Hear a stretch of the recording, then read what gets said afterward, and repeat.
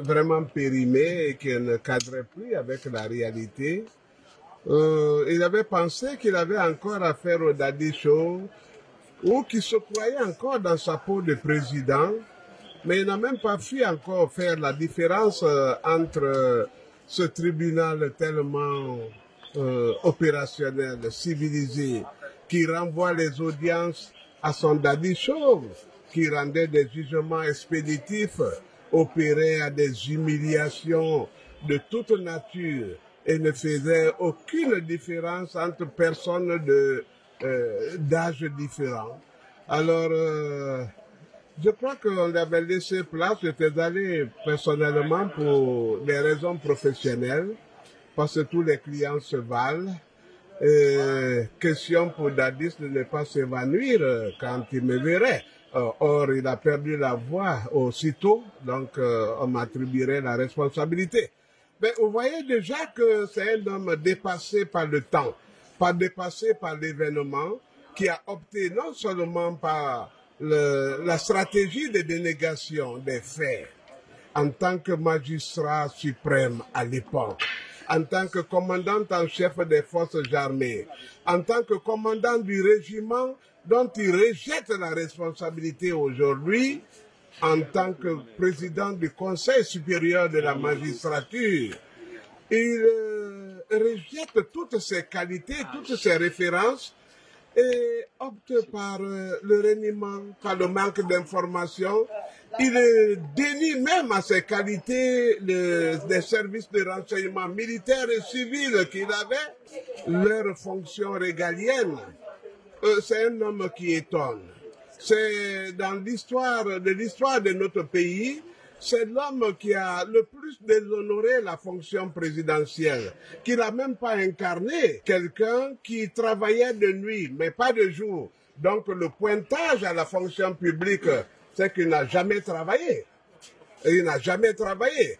Il a fait travailler les gens de nuit pour les faire travailler de jour et revenir de nuit. C'est-à-dire qu'il a été en contradiction avec l'histoire.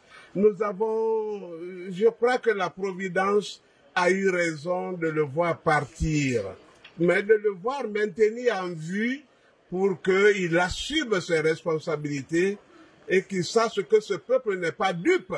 Dadis, vous l'avez vu, il ne répond pratiquement pas aux questions et aujourd'hui on lui a suggéré de gérer sa voix, mais il a fini par disjoncter encore.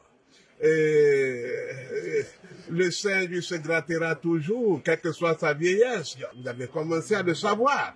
À la conception de cette affaire, de cette vilaine fable, à la préparation et à sa réalisation contre son peuple, contre les armes du contribuable guinéen. Il ne reconnaît même pas, même son commandant de salon, Mohamed Kondé Escobar, qu'il a gardé, qu'il a donner la vie et la survie. Il devait le connaître déjà, l'exalter, contempler, valoriser, honorer sa prouesse pendant son temps, parce que sa mort n'est pas, ou sa blessure n'est pas survenue, étant à son bureau. C'est lui qui fut le commandant du salon. C'est lui qui a ôté, qui a retiré la clé du contact de la voiture sur ordre de Toumba pour ne pas que Dadis aille au théâtre des opérations.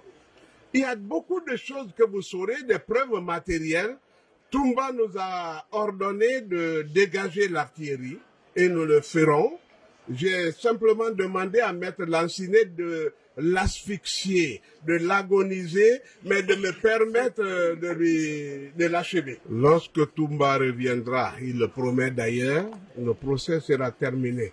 C'est-à-dire que le délai qu'on avait conféré à ce procès-là va être largement abrégé. D'abord, Dadis, beaucoup de choses qui vont être relevées pour dire que nous n'avions pas eu un président digne de ce nom. C'est une honte pour la République. Il ne maîtrise même pas son propre cabinet, il ne connaît pas ses hommes, il n'a aucune intelligence de l'État, du fonctionnement de l'administration.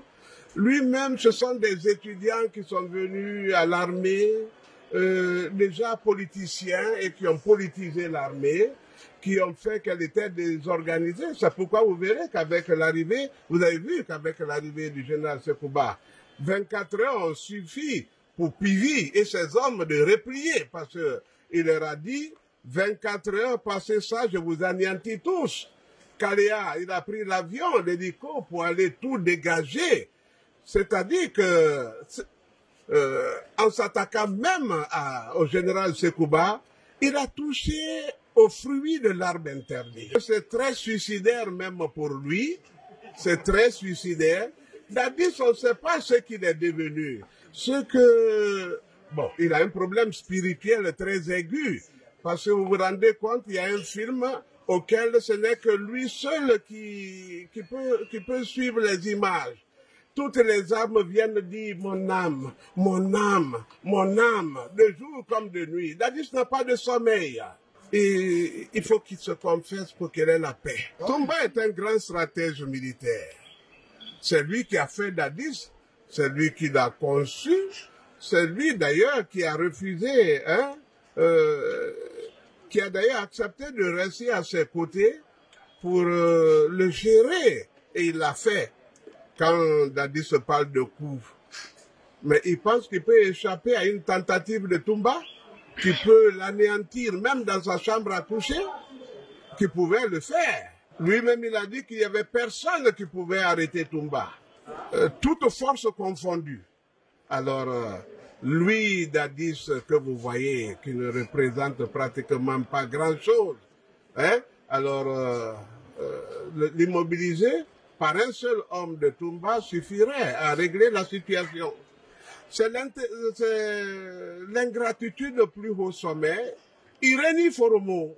Mais un Foromo qu'il est connu quand même, il dirait que j'ai connu tel Foromo. Il y a des choses que Toumba même viendra déballer. Nous sommes des grands gestionnaires d'informations. Nous agissons selon les stratégies que Toumba nous demande de libérer. L'artillerie, les preuves et autres seront libérées au fur et à mesure parce qu'il reste encore la confrontation.